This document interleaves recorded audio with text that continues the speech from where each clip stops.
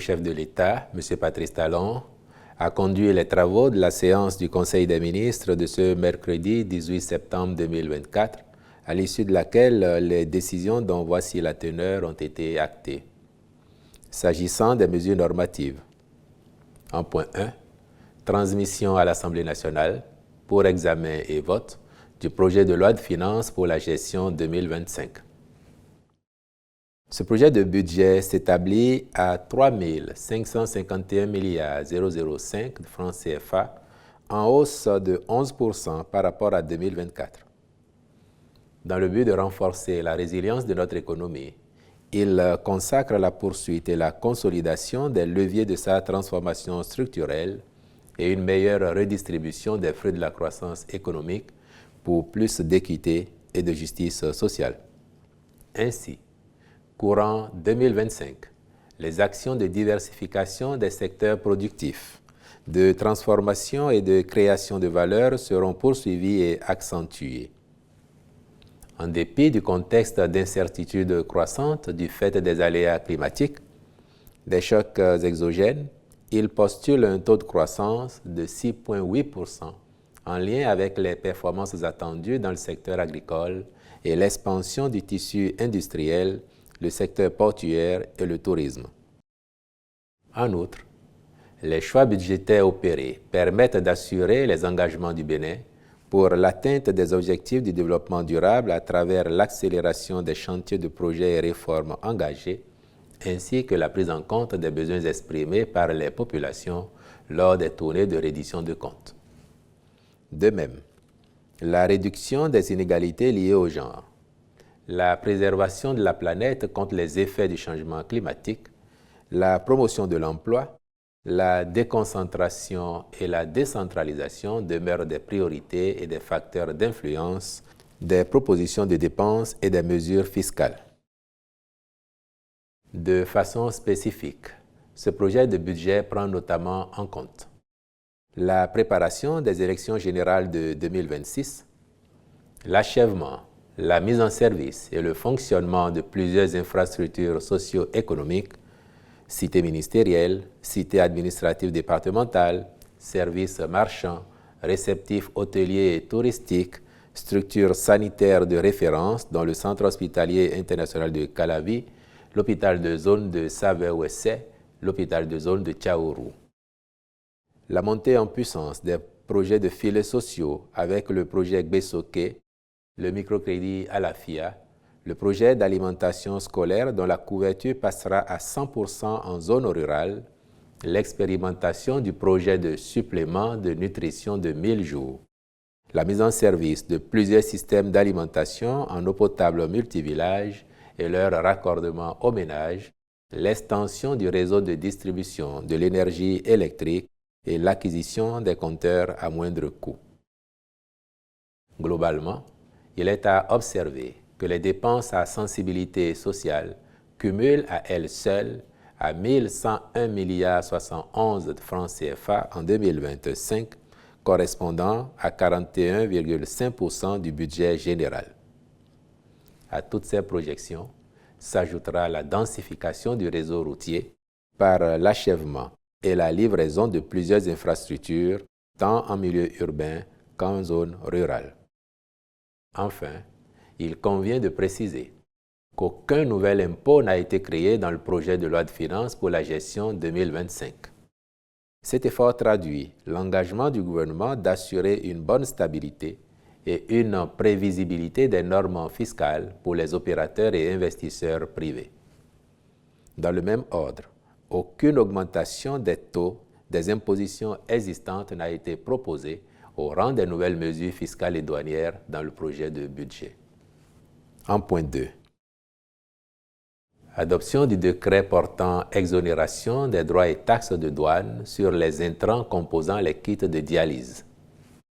La prise en charge de la dialyse nécessite des ressources importantes impliquant l'intervention de l'État aussi bien que la participation des patients. En vue d'étendre l'offre de soins aux dialysés et la rapprocher des populations à l'intérieur du pays, de nouvelles unités de dialyse ont été mises en place à Porto Novo et à Abomey tandis que celles de Cotonou et de Parakou ont été renforcées par l'acquisition de 57 nouveaux générateurs de dialyse et d'équipements divers. Par ailleurs, la Société béninoise d'approvisionnement en produits pharmaceutiques a développé un modèle d'acquisition des intrants qui permet de renforcer la disponibilité des kits et d'en réduire le coût. Tenant compte des contraintes auxquelles font face les patients, le Conseil a décidé d'exonérer tous les intrants entrant dans la composition des kits de droits et taxes de douane afin de réduire davantage le coût du kit et de faciliter le bénéfice du traitement aux patients. Les ministres concernés prendront les dispositions appropriées pour l'application effective de cette décision.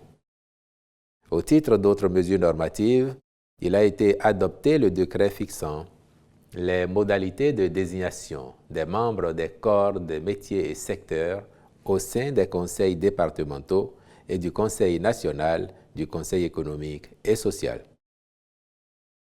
Au chapitre des communications, en point 1, contractualisation dans le cadre de l'installation et l'appui au fonctionnement de 6 complexes de transformation dans les filières manioc, maïs et riz, de type co-entreprise pour le compte du projet d'appui au développement agricole et à l'accès au marché.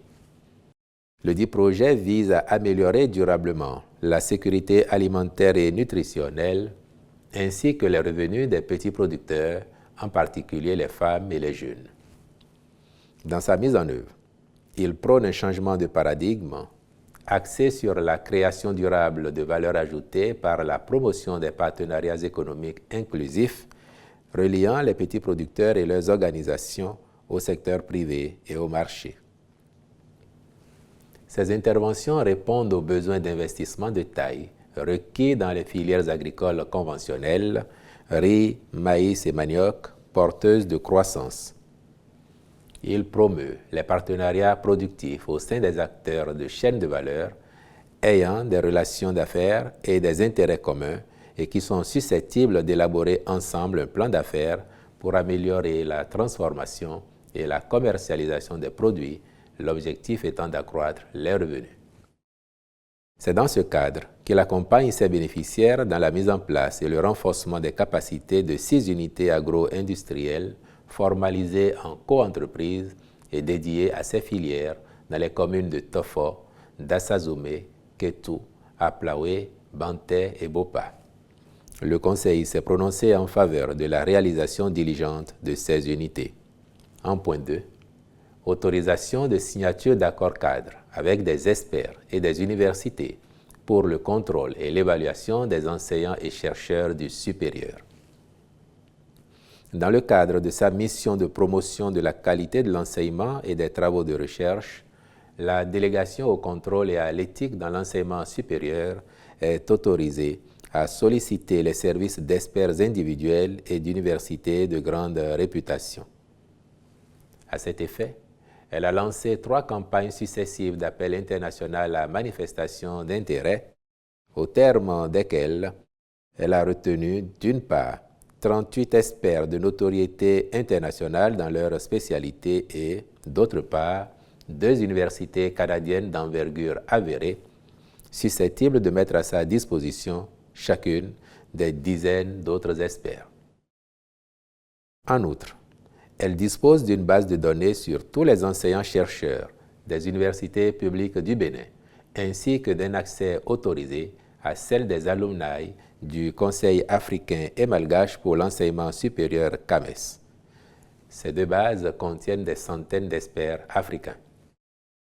En vue de permettre à la délégation d'accomplir sa mission avec efficacité, le Conseil a marqué son accord pour la signature d'accords cadres avec les experts et universités retenus pour le contrôle et l'évaluation des enseignants et chercheurs du supérieur. Au chapitre des rencontres et manifestations internationales, il a été autorisé la participation du Bénin aux sessions du conseil d'administration de l'École supérieure multinationale des télécommunications à Dakar au Sénégal du 24 au 26 septembre 2024, puis l'organisation au Bénin du 19e Congrès international sur la drépanocytose à Cotonou du 10 au 12 octobre 2024. Je vous remercie.